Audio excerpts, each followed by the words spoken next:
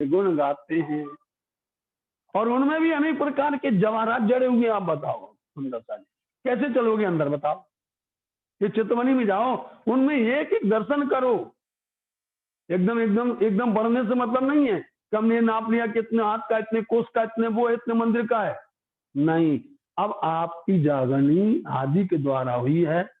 अब आपको आदि ने पहचान करवाई है, तो पहले जिसमें दर्शन कर रहे उसका पूरा दर्शन करो, उसमें पूरी तरह से खो जाओ, उसमें पूर्ण तरह से डूब जाओ।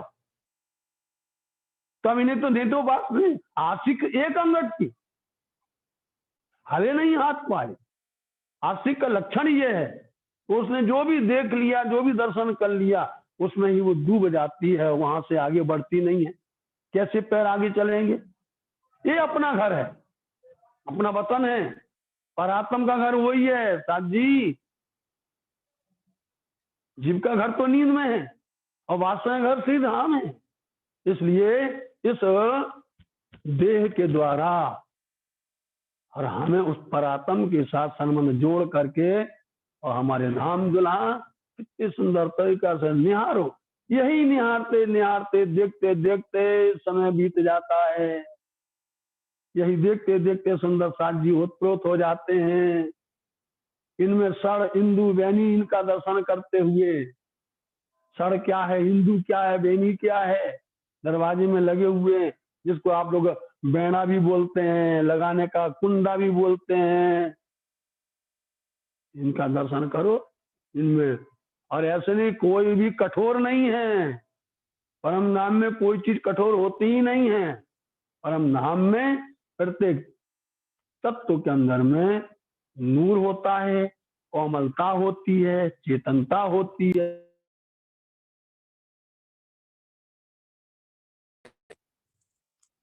यहाँ तो कोई चेतन वस्तु तो भी जड़ हो जाती है, और परम धाम के अंदर में कोई भी जड़ वस्तु देखो तो भी चेतन है।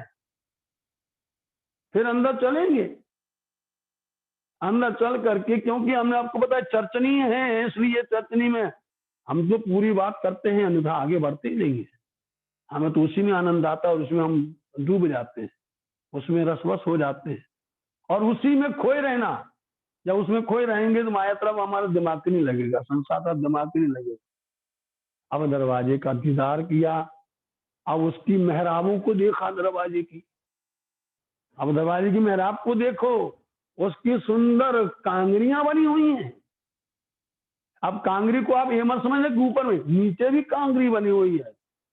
उन मंदिरों की हार को देखना है, बाहर की उन मंदिरों की हार को देख, मतलब सामने जैसी अंदर प्रवेश किया, अंदर चले तो सुंदर दिल पवित्र होना चाहिए, निर्मल होना चाहिए, शुद्ध होना चाहिए। अब राज्य महाराज जी को अपने हृदय में लेकर के, उनके साथ लेकर के, अकेले नहीं जा सकते हो। रंग महल में अकेले जाने की कोशिश मत करना कभी भी। रंग महल में चलना तो राज्य को साथ ले। कहीं पर भी आप देख लीजिए, पूरे 25 पक्ष में हादी रूहें धनी के साथ में रहती है। तब धनी बताते हैं, देखो ये कौन सा है, ये तुम्हारा खेलने का स्थान कौन सा है, तुम्हारे आनंद का स्थान कौन सा है, इसको देखन दर्शन करते करते अंदर चलना है। ऐसे जब रंग महल के अंदर दरवाजे में प्रवेश किया, अंदर प्रवेश करते ही 6000 मंदिरों की हार देखी। हम 6000 मंदिरों की हार को दर्शन करते ही यहाँ सामने सुंदर 28 खम्भ का चौक देखते हैं साथ जी। ये सुंदर बैठका है, सुंदर बैठका है। और ऐसे 28 खम्भ के चौक को निहारते हुए 6,000 मंदिरों की 2 हार देखी, और 2 हार के बीच के अंदर में 6,000 थम्मों की हार है एक। और फिर उसके अंदर जो 6,000 मंदिरों की हार, उसके पीछे भी 6,000 थम्मों की हार आई हुई है। इनमें सुंदर जो थम्ब आए हैं, इन थम्बों में सुंदर हिंडोले आए हुए हैं। अब आप हिंडोले में झूलना देखेंगे कि थम्ब का दीदार करेंगे? थम्म का दीदार करेंगे तो उसके अंदर में आपके अनेक रूप दिखाई दे रहे हैं। और वो थम्म ये संसार के किसी ऐसे कोई धातु के नहीं है, संसार के किसी मिट्टी या कंक्रीट के नहीं हैं, हम नूर के हैं। और ऐसे हैं तो उनमें सब तरह के जवाहरात हैं। इन थम्बों में भी अनेक प्रकार की शोभा है। इस शोभा को देखना तो आइए बंगला जी में, आप देखिए थम्ब का नमूना आपको देखने मिलेगा। और बंगला जी में पूरे 28 थम्ब का चौक बना हुआ है, उसको देख लीजिएगा। हम जो कुछ वाणी में समझते हैं, सीखना पड़ता है, तो पहले नंबर में पन्ना धाम के अंदर में चाहे आप गुम्मट जी में दर्शन करेंगे तो वहां पर 25 पक्ष का निशान बने हैं, बंगला जी बने हुए हैं, ब्रह्म चबूतरे पर पूरे बने हुए हैं। उनको देख करके हृदय में लेकर के और फिर चर्चनी पट के माध्यम से देखते हैं, और फिर जो है बीतक और वाणी के माध्यम से इतनी मिलने पर तब अंदर में यह रस आता है साथ जी। इसलिए इनका दीदार, थम्मों का दर्शन करना, हिंडूलों का दर्शन करना, 28 थम के चौक में चल के 28 थम के चौक का दीदार करना, और फिर चौरस हवेली है पहली है तो चार चौरस 4 गोल, 4 चौरस 4 गोल, 8 फिरावा हैं। इन 8 फिरावा को अब देखेंगे तो ये 4 चौरस और 4 गोल, तो जिसमें से एक चौरस ले लीजिए आप पहले नंबर में। आइए ब्रह्म चबूतरे पर आइए, गुम्बद बंगला जहां बना है, गुम्बद बंगला बनो धनी जी को हीरन तक जड़ाए, रतन जड़ित पद्मावती सोहे देव सकल ललचाए।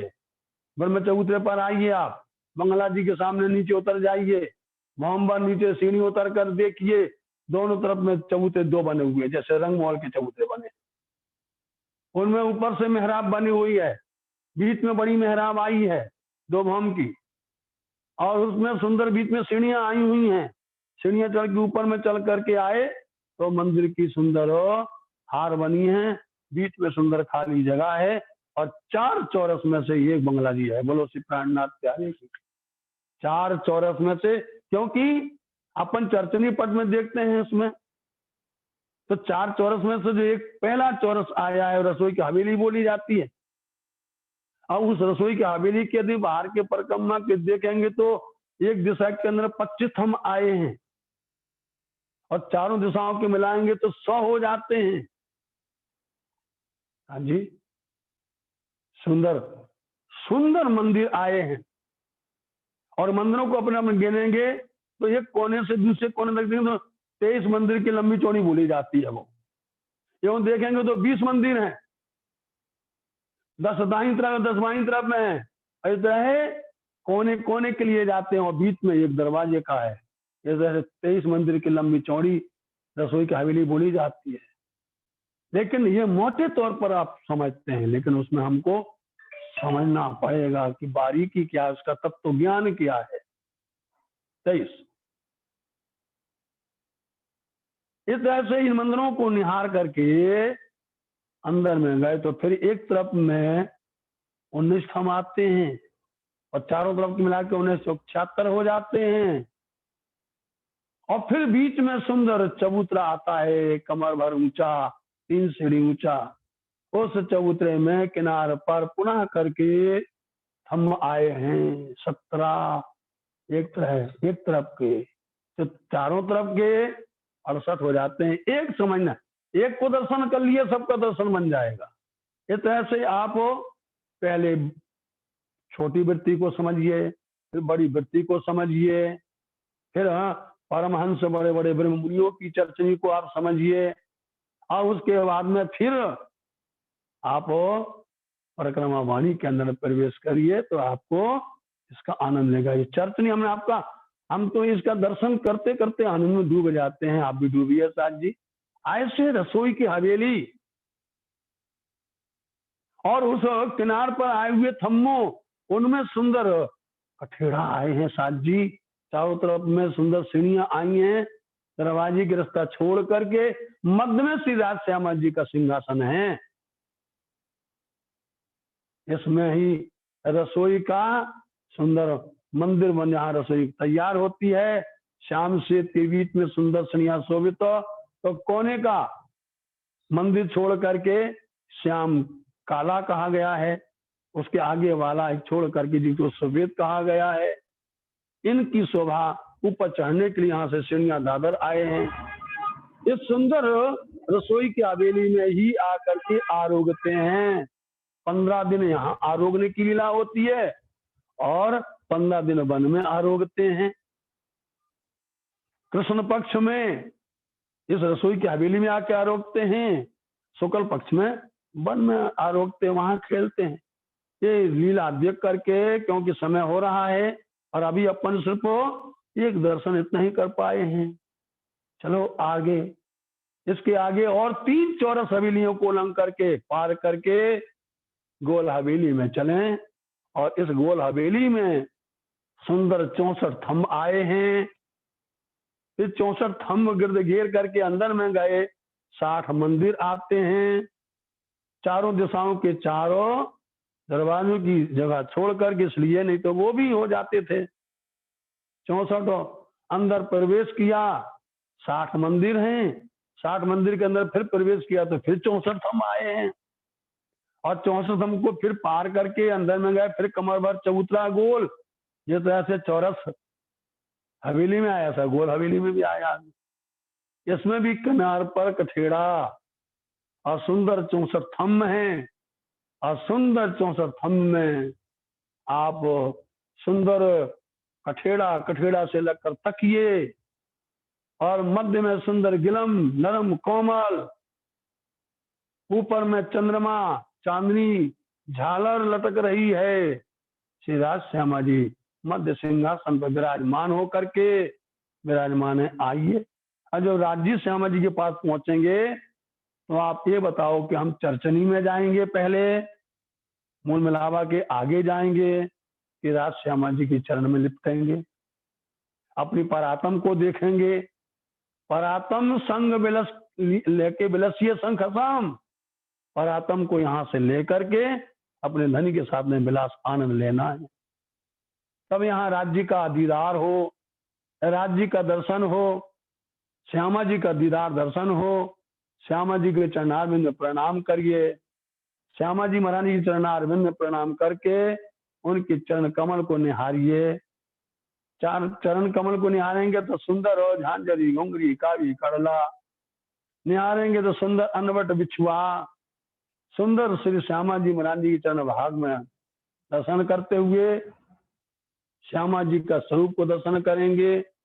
श्यामा जी के ठकुरानी जी के दर्शन करके श्री राजी महाराज जी के स्वरूप दर्शन करते हुए फिर मूल मिलावा का परिक्रमा अपन सब मिल करके लगाएंगे, और परिक्रमा लगा करके फिर यहाँ से अपन इसी चौक से अंदर में और चलेंगे। अंदर जाएंगे तो ये 4 चौरस 4 गोल, 4 चौरस 4 गोल ये जो आए हुए हैं हवेलियां, इनको पार करके अंदर में 9वां फिरावा जो आएगा वो पचमोहला होगा। वो भी 4 हैं, इनको पार करेंगे 28 मंदिर की जगह आएगी।